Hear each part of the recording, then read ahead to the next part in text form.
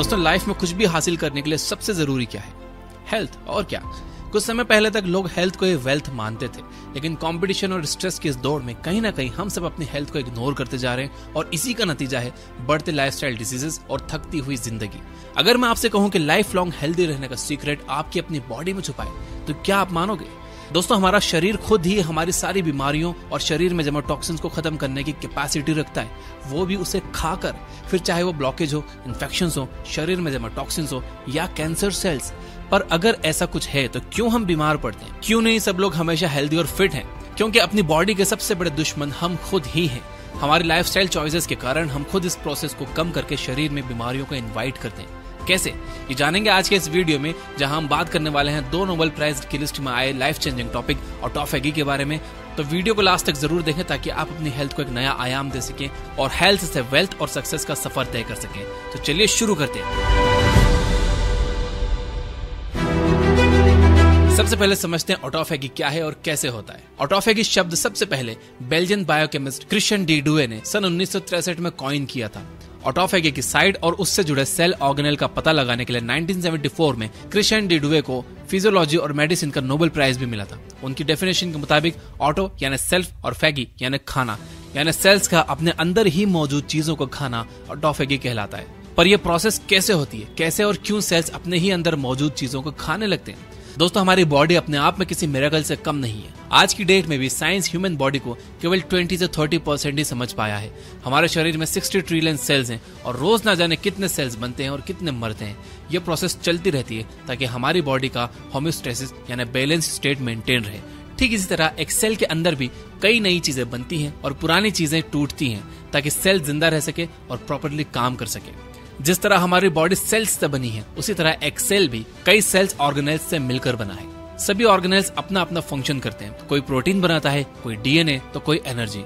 चाहे हम सो रहे हो या जाग रहे हो, इन सेल्स में कोई ना कोई प्रोसेस हमेशा चलती रहती है और इस दौरान कई वेस्ट मटेरियल सेल्स के अंदर इकट्ठा हो जाते हैं, जैसे कोई मिसफोल्डेड प्रोटीन, गलत बन गया न्यूक्लिक एसिड का टुकड़ा, या फिर कभी बॉडी में इन्फेक्शन हुआ, बॉडी इन्फेक्शन से लड़ी, वायरस या बैक्टीरिया तो मर गया पर उसके डेड रिमेन्स वहीं पड़े रहे। ये सारा कचरा धीरे धीरे सेल्स में जमा होता जाता है और सेल्स की फंक्शनिंग को स्लो करता है, जिससे डायबिटीज, अल्जाइमर्स, पार्किंसंस, ओबेसिटी, यहाँ तक कि कैंसर जैसे बड़ी बीमारियां भी हो सकती हैं। इसलिए सेल्स की प्रॉपर फंक्शनिंग के लिए ये बहुत जरूरी है कि ये कचरा समय समय पर साफ होता रहे और बस यहीं पर ऑटोफेगी का प्रोसेस काम आता है। ऑटोफेगी के दौरान सेल्स अपने अंदर जमा इस वेस्ट मटेरियल को रिसाइकल करके एनर्जी प्रोड्यूस करते हैं, जो सेल के सर्वाइवल के लिए बहुत जरूरी है। ऑटोफेगी बॉडी में मौजूद एक सेल का हाउसकीपिंग यानी कि बाय डिफॉल्ट फंक्शन है। आपको अलग से इसे स्टार्ट करने के लिए कुछ नहीं करना पड़ता, वो बॉडी में अपने आप होता रहता है। लेकिन प्रॉब्लम तब आती है जब ये प्रोसेस स्लो हो जाए या फिर काम ही ना करे। याद है आपको पुराना जमाना, जहां लोगों को डायबिटीज जैसी प्रॉब्लम्स नहीं होती थी, लोग 100 साल तक जीते थे, वो भी फिट और हेल्दी। क्यों?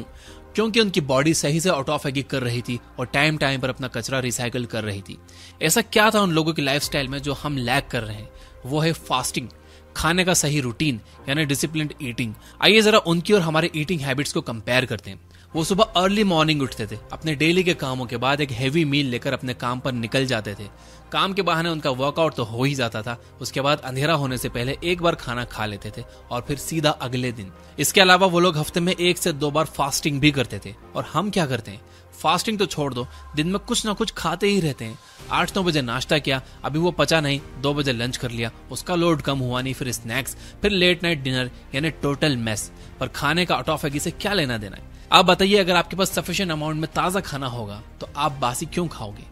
या आपके पास नई चीजों का सरप्लस सप्लाई है तो आप कबाड़ का इस्तेमाल क्यों करोगे? किसी भी पुरानी चीज को इस्तेमाल करने का थॉट तभी आता है जब आपके पास किसी चीज की कमी हो। ठीक ऐसा ही हमारे सेल्स के साथ भी होता है।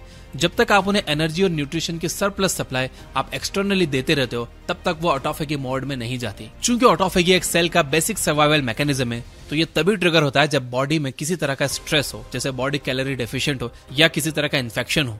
जब हम हर समय खाते ही रहते हैं तो सेल को कभी एनर्जी डेफिशिएंट स्टेट में रहने का मौका ही नहीं मिलता, जिसके कारण ऑटोफेगी सप्रेस हो जाती है और इसका नतीजा हमें बहुत सी बीमारियों के तौर पर देखने को मिलता है।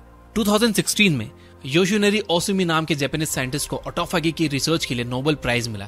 ये रिसर्च इतनी खास इसलिए थी क्योंकि इससे दुनिया को पता चला कि ऑटोफैगी में कौन कौन से जीन्स और केमिकल्स इन्वॉल्व होते हैं, ऑटोफैगी कैसे ट्रिगर होती है। योशिनोरी ही वो पर्सन है जिन्होंने सबसे पहली बार ये देखा कि ऑटोफैगी को ट्रिगर करने के लिए सेल का स्ट्रेस्ड एनवायरनमेंट और एनर्जी डेफिशिएंट एनवायरनमेंट में रहना बहुत जरूरी है। अब आइए देखते हैं मैकेनिज्म ऑफ ऑटोफैगी।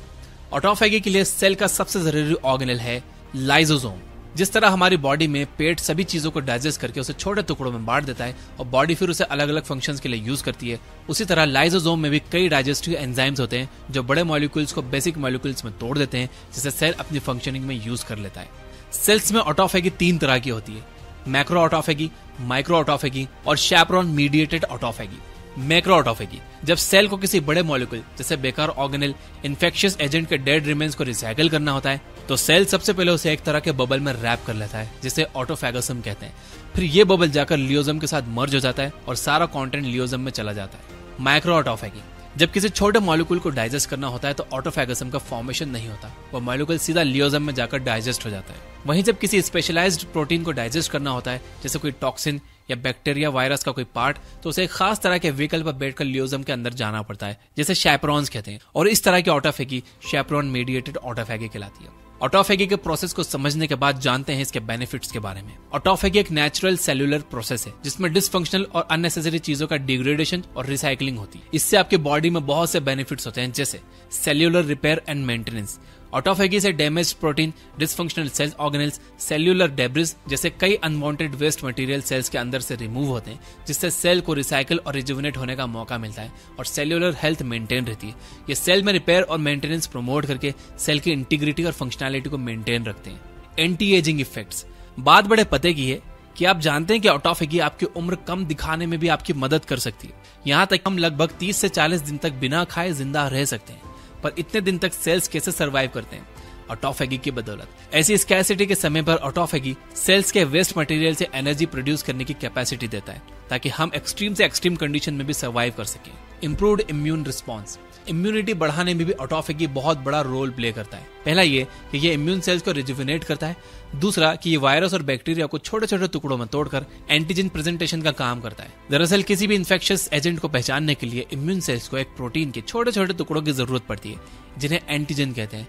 बिना इसके इम्यून सेल्स काम नहीं कर पाते, इसलिए ऑटोफैगी इम्यूनिटी के लिए बहुत जरूरी है। न्यूरोडिजेनरेटिव डिसीज से प्रोटेक्शन ऑटोफैगी बॉडी के हर सेल में होती है, जी हाँ, ब्रेन सेल्स में भी। और अगर ब्रेन सेल्स अपने ऑटोफैगी का काम सही से नहीं कर पाए तो वहां जमा एक्स्ट्रा प्रोटीन डेब्रिस बहुत सी न्यूरोडिजेनरेटिव बीमारियां जैसे Alzheimer's, Parkinson's and Huntington diseases का कारण बन सकती है। स्टडीज में देखा गया है कि ऑटोफैगिक रिस्पांस में किसी भी तरह की गड़बड़ी इन बीमारियों के होने के चांसेस को डबल कर देती है। कैंसर प्रिवेंशन ऑटोफैगी सेल्स को कैंसरस स्टेट में भी जाने से रोक सकता है। कैंसर क्या है?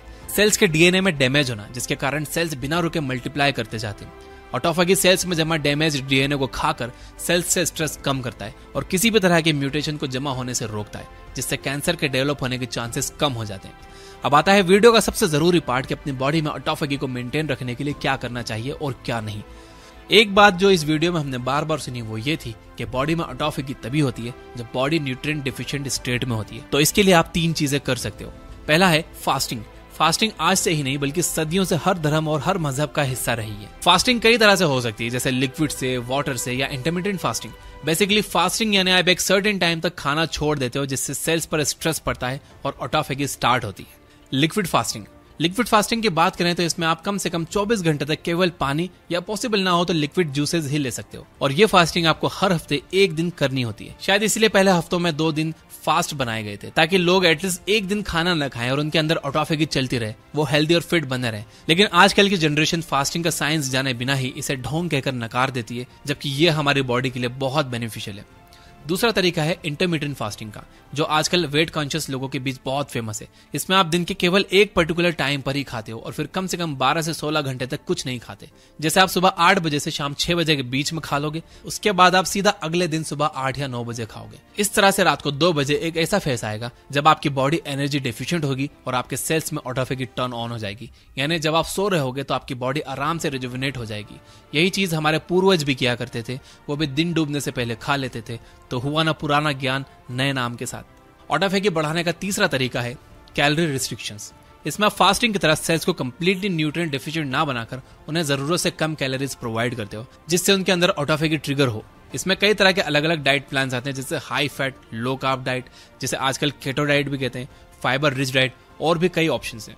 लेकिन इन ऑप्शंस को चूज करने से पहले एक बार किसी न्यूट्रिशन एक्सपर्ट की सलाह जरूर ले लेना। लास्ट है एक्सरसाइज। जब आप एक्सरसाइज करते हो, बॉडी को मूविंग रखते हो, तो चाहे आपने थोड़ी ज्यादा कैलोरी भी ले ली हो, लेकिन सब यूज हो जाती है और सेल्स एक्टिव बने रहते हैं, जिससे उन्हें ज्यादा एनर्जी की जरूरत महसूस होती है, जिसे वो ऑटोफेगी के जरिए पूरा करते हैं। यानी बेसिकली नंबर 1, हफ्ते में एक बार फास्टिंग करें या फिर 2 meals a day rule follow करें। नंबर 2, हर समय खाते ना रहें, अपने ईटिंग आवर्स को रिस्ट्रिक्ट करें। नंबर 3, खाने में एडेड शुगर्स जितनी हो सके कम रखें। नंबर 4, एक्सरसाइज करें और खुद को हमेशा एक्टिव बनाए रखें। तो ये था तरीका खुद को बड़ी आसानी से बीमारियों से दूर रखने का। अगर आप यहां तक देख रहे हो तो लाइक किए बिना मत जाना और इस वीडियो की बातों को अफर्म करने के लिए कमेंट में लिखिए यस आई विल।